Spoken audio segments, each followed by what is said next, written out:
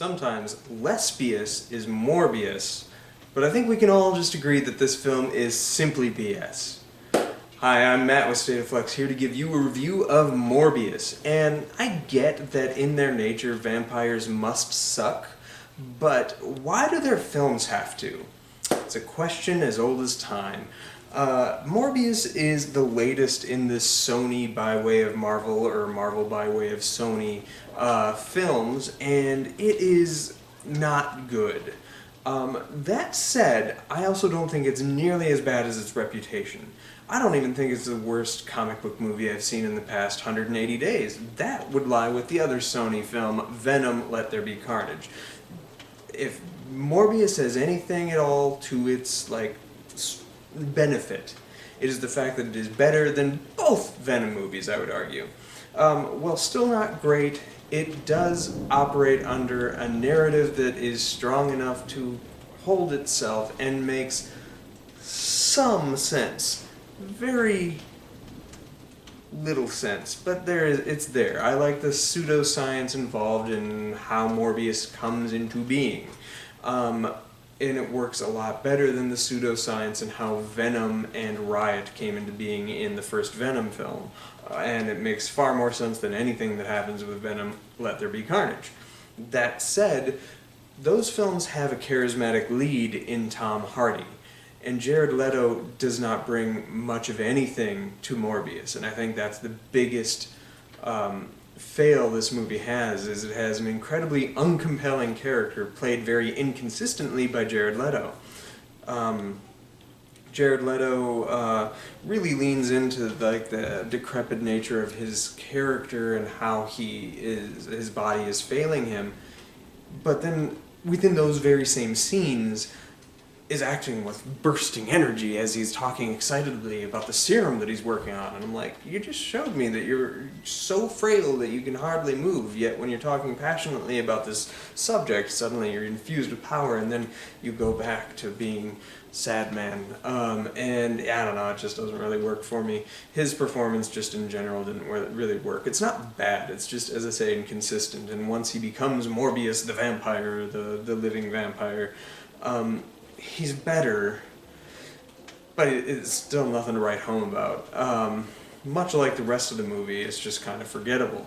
The film has a very poor visual style. Things that should look really vibrant or neat or compelling just aren't. It doesn't lean enough into being a comic book movie to have a good visual comic book leaning, and it doesn't lean enough into the horror of the film to make it a solid horror experience. That is something that I think Blade 1 and 2 were really good at sort of walking that line of, is it a comic book movie, or is it particularly Blade 2, or is it a horror film?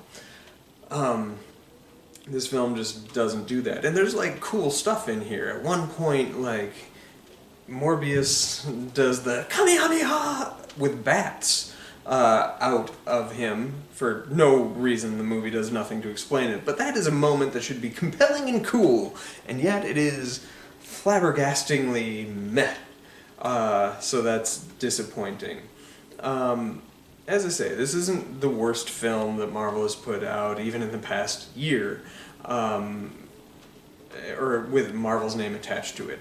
It tries very hard to be an MCU movie, and I think that's what's drawing also a lot of criticism, but if you just chop off those post-credit sequences, the movie's like a mess, but fine. Fine enough.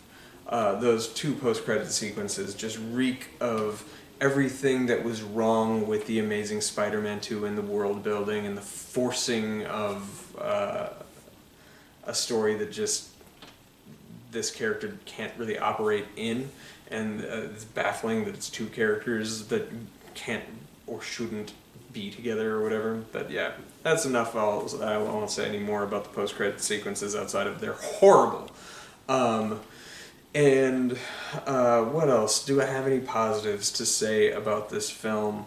I like vampires. I like the character of Morbius in the comic book.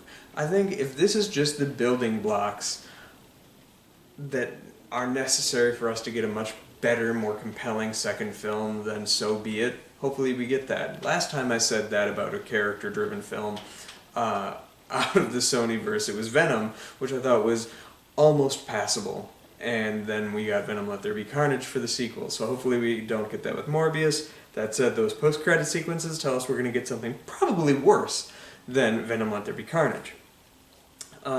Anyway, I'm kind of rambling. We deserve good vampire movies in our world, and there's not nearly enough. Drop down in the comments down below what your favorite vampire movies are. I'm particularly a fan of Fright Night. Both the original one and the remake was pretty solid. I'm a big fan of From Dusk Till Dawn and Near Dark. What are some of your favorites? Drop those down in the comments down below. And do you agree with critics? Is this like the worst thing Marvel has ever done, or are you a little more forgiving, as I was? I don't think it's horrible. It's a 2-star movie. It's like almost passable, but it's just not quite there. Where do you land on this film? Thanks for watching. Bye.